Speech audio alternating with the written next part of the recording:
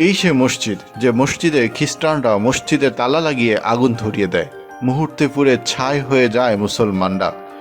সারা বিশ্বে মুসলমানরা যখন নির্যাতনের শিকার, ইসলামকে তুচ্ছ তাচ্ছিল্য করে বিভিন্ন ব্যঙ্গ করে দুনিয়া জুড়ে যে দেশগুলো উৎসবে মেতে উঠে, তেমনই একটি দেশের নাম স্পেন।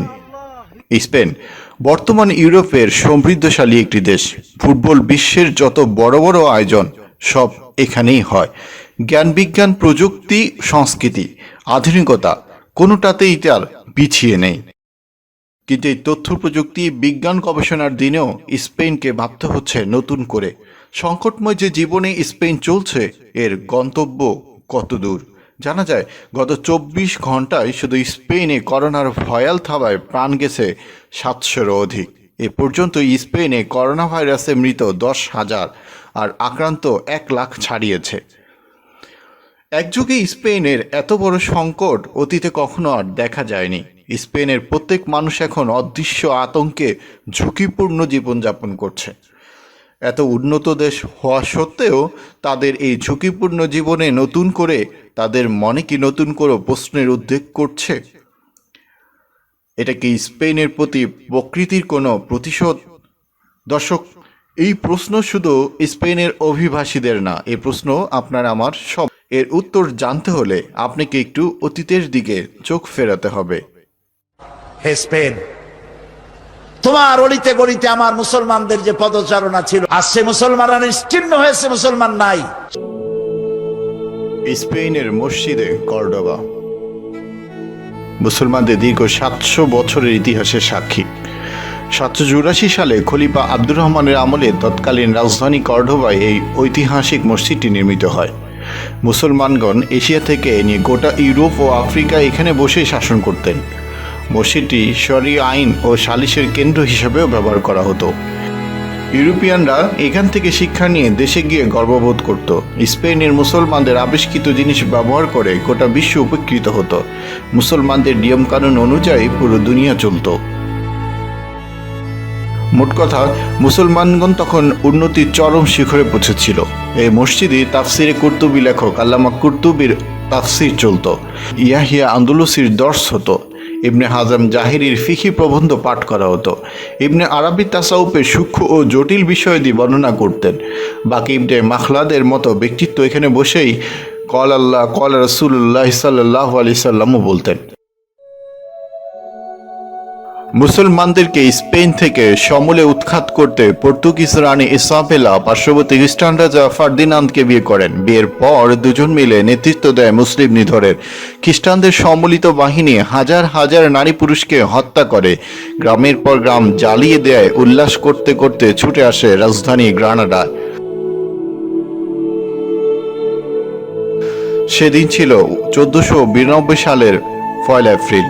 খ্রিস্টানদের বিশ্বাসঘাতকতার বলি হয় কানাডার হাজার হাজার মুসলিম নারী পুরুষ। নিরাপত্তার জন্য মুসলমানরা আশ্রয় নেয় মসজিদে। এই সে মসজিদ যে মসজিদে খ্রিস্টানরা মসজিদে তালা লাগিয়ে আগুন ধরিয়ে দেয়, মুহূর্তে পুড়ে ছাই হয়ে যায় মুসলমানরা। আর মসজিদটি রোমান ক্যাথলিকে গির্জায় রূপান্তরিত করে। চিরতরে হারিয়ে যায় তাদের 800 বছর স্পেন শাসনের গৌরবময় স্মৃতি। স্পেন থেকে মুছে যায় ইসলামের শেষ চিহ্নটুকু। আজও সেখানে ক্রুশ টানিয়ে রাখা হয়েছে।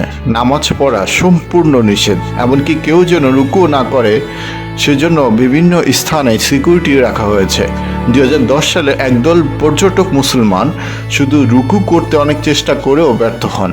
তারেক বিন জিয়াদ যে মসজিদ তৈরি করেছেন কর্তুবায়, কর্ডোবা বলা হয় ইংরেজিতে, আরবি নাম কর্তুবা। বিশাল মসজিদ, 1 লক্ষ লোক নামাজ পড়তে পারে সেই মসজিদের মধ্যে। আমি যখন মসজিদের মধ্যে প্রবেশ করলাম আমার সাথীদেরকে নিয়ে, যায় দেখলাম মসজিদের ভেতরে সব মূর্তি দিয়ে ভরা।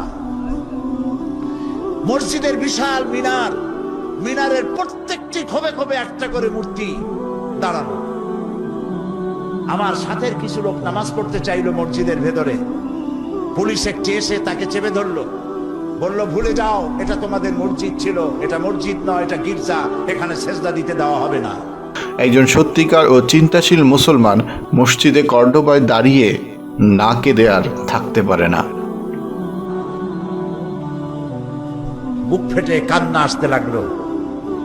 এটা ছিল সেই কর্ডোবার মসজিদ যখন মুসলমানেরা তাদের যখন পরাজয় এলো, পারস্পরিক সন্দেহ ঘনীভূত হতে লাগলো, একজন আরেকজনকে মানে না, নেতৃত্ব মানে না, ভোগ বিলাসে মাতোয়ারা হয়েছে, বিলাসী হয়েছে, আইয়াস হয়েছে।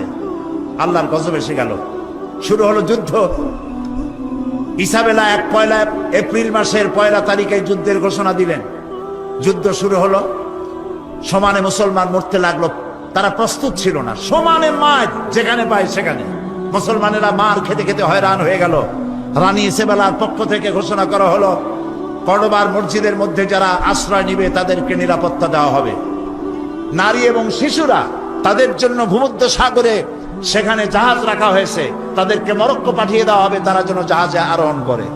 জাহাজগুলি ছিল ফুটা, হাজার হাজার মুসলিম নারী আর শিশু গিয়ে জাহাজে উঠলো, জাহাজগুলি ডুবে হাজার হাজার মুসলমান শিশু আর নারী পানিতে তাদের সলিল সমাধি হয়ে গেল।